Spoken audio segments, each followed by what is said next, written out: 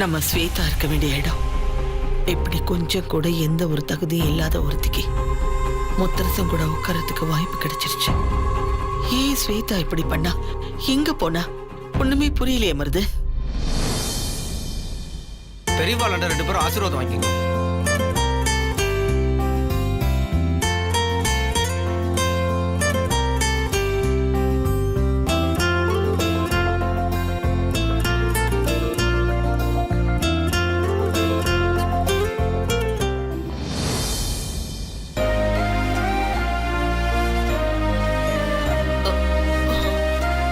நல்லா இருப்பா, நல்லா இருப்பா.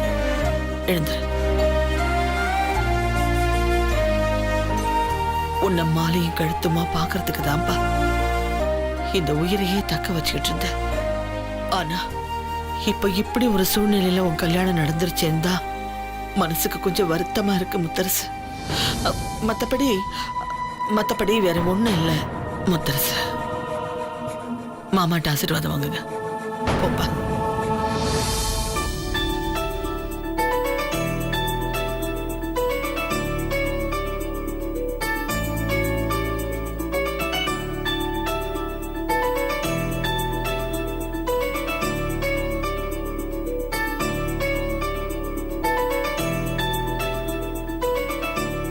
தம்பி முத்தரசு, இது உங்க வீட்டு கல்யாணங்கிறத விட இந்த ஊரோட கல்யாணம். இத ஊரே ஒண்ணு சேர்ந்து கொண்டாடணும்னு ஆசைப்படுறேன்பா. இப்படி ஒவ்வொரு பண்டிகை வரும்போதும் திருவிழா வரும்போதும் ஊரே சேர்ந்து கொண்டாடுவோம்.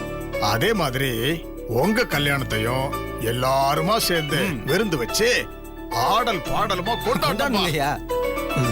சரிங்க தம்பி, நீங்க 2 பேர் மட்டும் இல்ல, உங்க குடும்பத்தில் உள்ள எல்லாரும் கண்டிப்பா வரணும். பொண்ணு மாப்பிள்ளையும் சுத்த வரல. சடங்குலாம் இன்னும் நிறைய பாக்கி இருக்கு.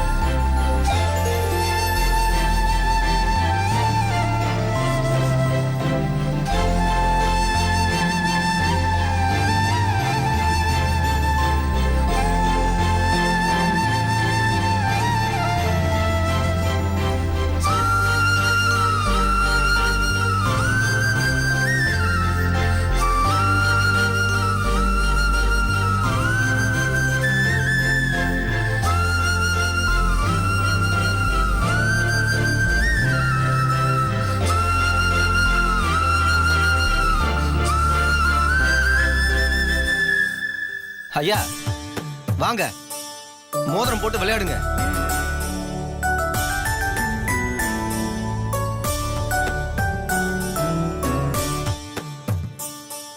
ஐயா, இந்த மோதிரத்தை நீங்க எடுக்கிறீங்களா இல்ல வெண்ணிலா எடுக்கிறாங்களான்னு பாப்போம். எதுக்குங்க இதெல்லாம்? எடுங்கம்மா, எடுங்க மாமா.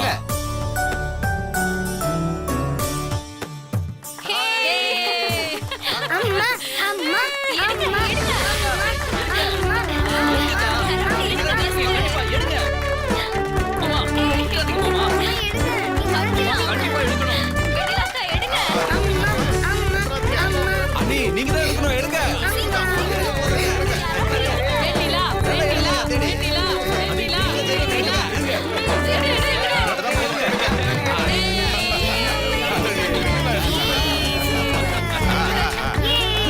வெண்ணிலா, இன்னொரு தடவை போடுமா.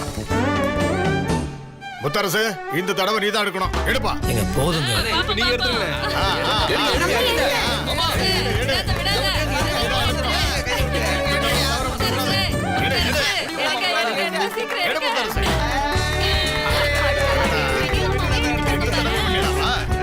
இன்னும் ஒரே ஒரு தடவை முத்தரசு, இந்த தடவை நீ கண்டிப்பா எடுத்து தீரணும்.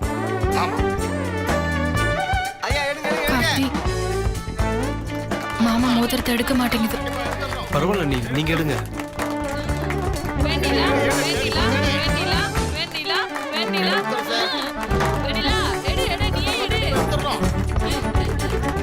அம்மா சொல்றியா?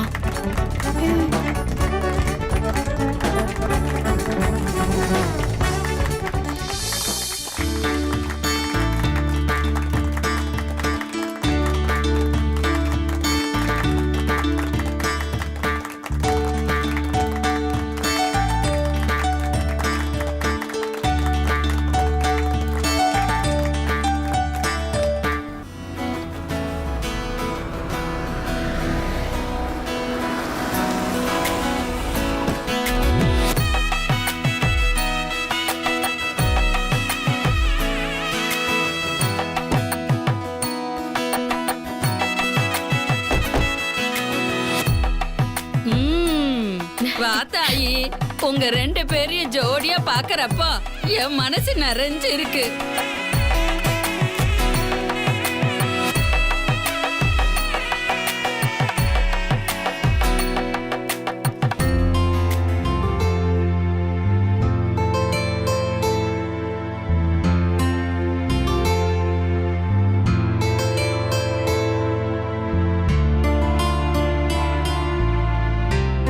வாங்க, உள்ள வாங்க.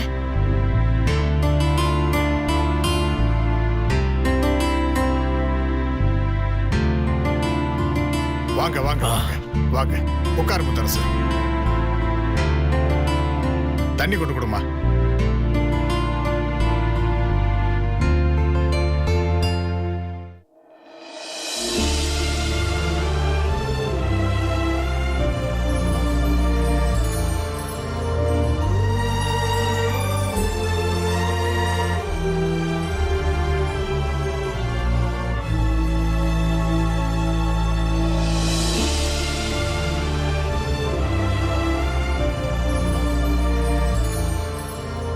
பாத்தியாமா, நீ எத்தனை நாள் வந்து எனக்கு ஒரு கல்யாணம் நடக்கணும், அத கண் கொள்ளற பாக்கணும்னு ஆசைப்பட்ட. பாருமா, என் கல்யாணம் நடந்துருச்சுமா. ஆனா நீதான் என் கூட இல்ல. நான் ஆசைப்பட்ட மாதிரி முத்து மாமா கூட தான் என் கல்யாணம் நடந்திருக்கு. இப்ப நான் அந்த பெரிய வீட்டுக்கு மருமக. நீங்க 2 பேரும் உயிரோட இருந்திருந்தா எவ்வளவு சந்தோஷப்பட்டிருப்பீங்க. சுத்தி சுத்தி எல்லார் வீட்லயும் போய் சொல்ல இருப்பீங்க. அது இப்ப நினைச்சாலும் மனசுக்கு ரொம்ப கஷ்டமா இருக்குமா. பரவாயில்ல, இப்ப இந்த நிமிஷம் நீங்க என்ன பார்த்துட்டு இருப்பீங்க, எனக்கு தெரியுமா. என்ன ஆசீர்வாதம் பண்ணுங்கம்மா. பாட்டி, நீங்களும் என்ன ஆசீர்வாதம் பண்ணுங்க.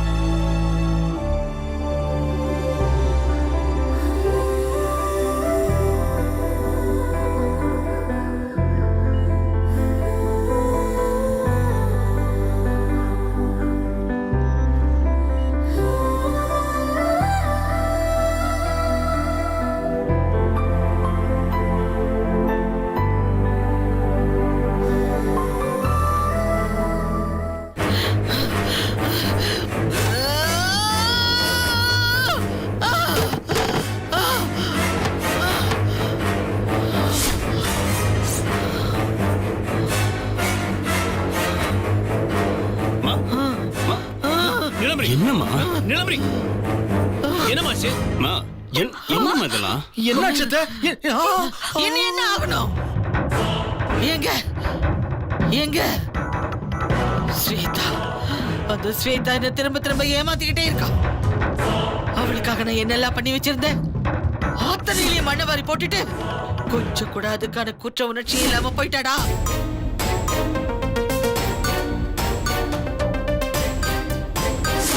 அவளா போயிட்டாளா? இல்ல அந்த அண்ணாமலை அவளை ஏதாவது செஞ்சிட்டாளா? நான் என்ன பண்ணட்டும்? எனக்கு மட்டும் ஏன் இப்படி நடக்குது? முத்தரசனுக்கும் ஸ்வேதாவுக்கும் கல்யாணம் நடக்கும்னு நான் எத்தனை நாளா கனவோடு இருந்தேன். போச்சு, எல்லாம் போச்சு, எல்லாம் போச்சேடா. கொஞ்சம் பொறுமையா இருங்கம்மா. ஏதாவது உடம்புக்கு ஆயிடு போதுமா, டென்ஷன் ஆகாதீங்கம்மா. இல்ல இல்ல, ஏதோ மன குமுறலுக்கு நான் இப்படி புலம்புறேன்னு நினைக்காத. எனக்கு சந்தேகம் இருக்கு. அந்த அண்ணாமலை இப்ப வரைக்கும் என் கண்ணுல தென்படலையே. அவனாலதான் ஸ்வேதா இங்கே போயிட்டா. ஏதோ பண்ணிட்டான்டா, ஏதோ பண்ணிட்டான்.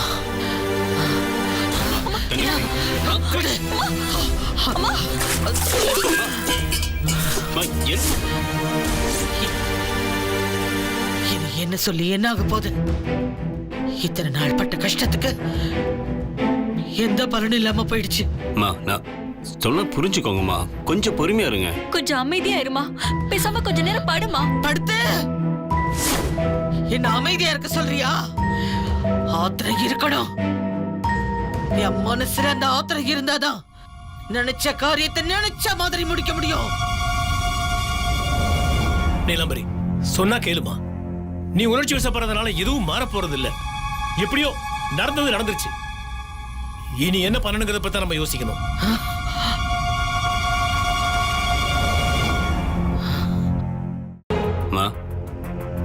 நீங்க தான் எங்களை வழி நடத்தலாம். நீங்களே இப்படி டென்ஷன் ஆனா நாங்களாம் என்னம்மா பண்ணுவோம்? எப்படியோ அண்ணனை கல்யாணம் பண்ணிக்கிற கொடுப்பனை ஸ்வேதாக்கு இல்லைன்னு ஆகி போச்சு. இது அவளா கெடுத்துக்கிட்டாலும் இல்லை யாராவது கெட்டாங்களோட நமக்கு தெரியல. ஆனா இப்போதைக்கு அடுத்தது நம்ம என்ன பண்ணணும் நம்ம பார்க்கணும். அதுதான் இப்போ முக்கியம். நீங்க சொன்ன மாதிரி முதல்ல அண்ணனோட சொத்தை எல்லாருக்கும் பிரிச்சு கொடுக்குற வழியை தான் பார்க்கணும். வெண்ணிலாவை பொறுத்த வரைக்கும் அவர் பொம்மைம்மா. நீங்க என்ன சொன்னாலும் அவ கேட்பா. நீங்க நீட்டுற பத்திரத்துல அவ கண்டிப்பா கையெழுத்து போடுவா.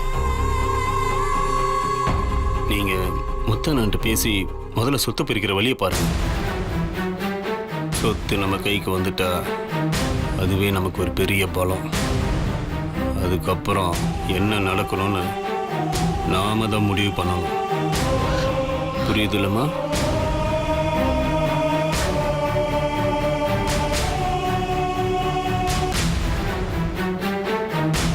என்னம்மா என்னம்மா யோசிக்கிறீங்க?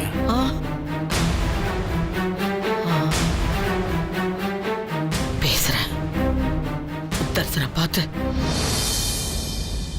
பேசுறேன்.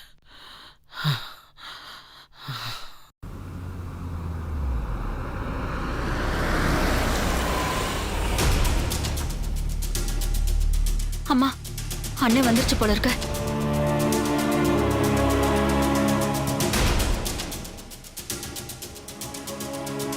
போங்கோத, நீ போய் ஆரத்தி எடு. அம்மா, என்னம்மா சொல்ற? சொல்றத செய். நடந்ததையே நினைச்சிட்டு இருக்கிறதுல என்ன பிரயோஜனம்? இதெல்லாத்தையும் ஏத்துக்கிட்டு தானே ஆகணும். நான் இனிமே எந்த தகராறும் பண்றதா இல்ல.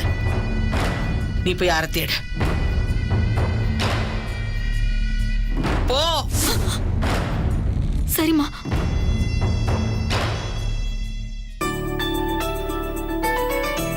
ஜனனி, இங்க வா. அவங்க போறதுக்குள்ள நீ முன்னாடியே போயிட்டு ஆக வேண்டிய வேலையெல்லாம் பாரு.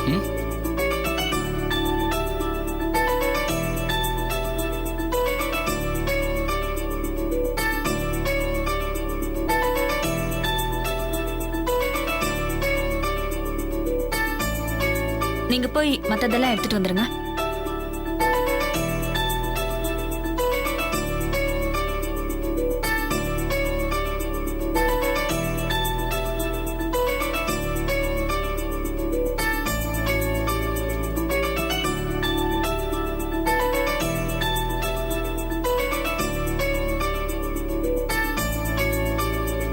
உள்ள போங்க.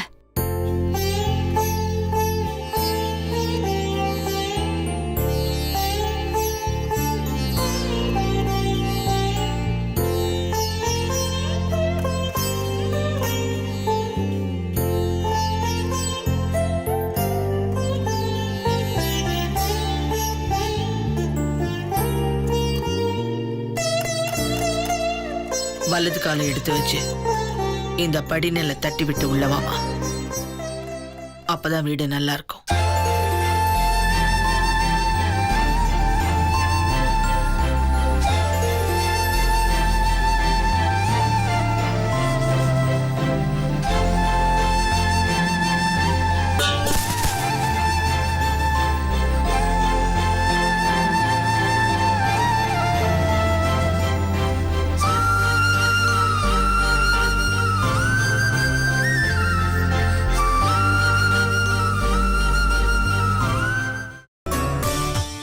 உட்காருங்க.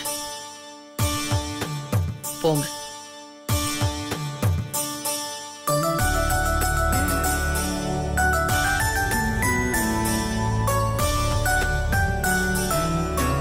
போய் பால் பழம் எடுத்துட்டு வா. சித்தி இந்த சம்பிரதாயம் எல்லாம் தேவையா? ஸ்வேதா இருந்திருந்தாலும் இந்த சம்பிரதாயம் எல்லாம் நடந்திருக்கும்ல. நடத்த வேண்டிய விஷயத்தை நடத்திதான் ஆகணும்.